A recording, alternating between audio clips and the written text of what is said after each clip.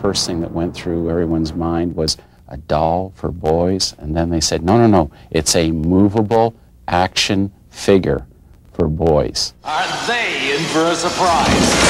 Got to get tough, yo, Joe! Got to get tough, yo, Joe! You know you got to stand tall when it comes down to the wire.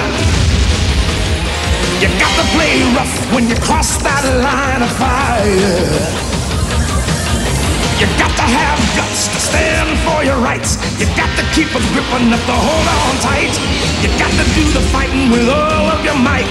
Got to get tough, yo, Joe! That was the start in 1964, and he was 12 inches tall. Went through a lot of changes, went from being strictly military to adventure series. We came out with Kung Fu series. Then there was that petroleum crunch where the prices just went right through the roof, and it became just too expensive to produce a figure in what they considered a saleable price point. What happened then is we discontinued making the 12-inch size. This is the G.I. Joe Adventure Team.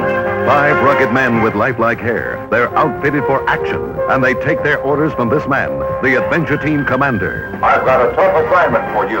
1980, he was reintroduced in 3 3/4 inch size. The price was right, the time was right, and from 1980 until the present, he's still been running in the 3 3/4 inch size. This is a Class 1 Eco Alert. All personnel, hit the tarmac. Pronto. When we market it today, what we tend to do is to have a lot more television. We have a cartoon series of G.I. Joe that again gets the name alone into the common culture.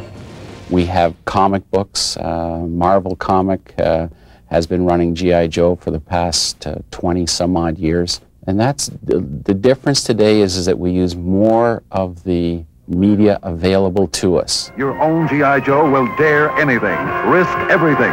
Look out, Joe! It's authentic. You know, it's in scale to everything, and it's a time capsule of an era gone by. The fun is in the search. That's the main thing. There's nothing like getting down to somebody's basement and rooting through a box of stuff and finding that one little piece you need to complete a guy. Right? It's like Christmas morning. Introducing the new G.I. Joe with Kung Fu Grip. G.I. Joe has hands that grip.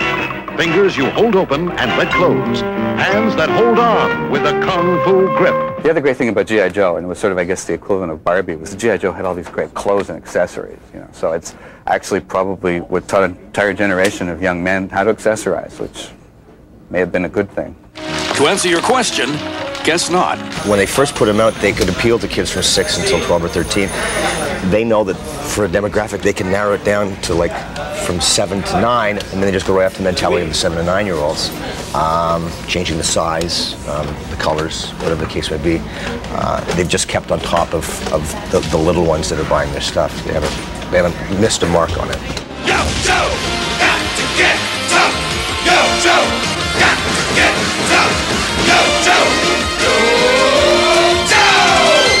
Yes, I think it'll be around in 50 years. The longevity has been proven. The toy is in the marketplace. The name is in the culture.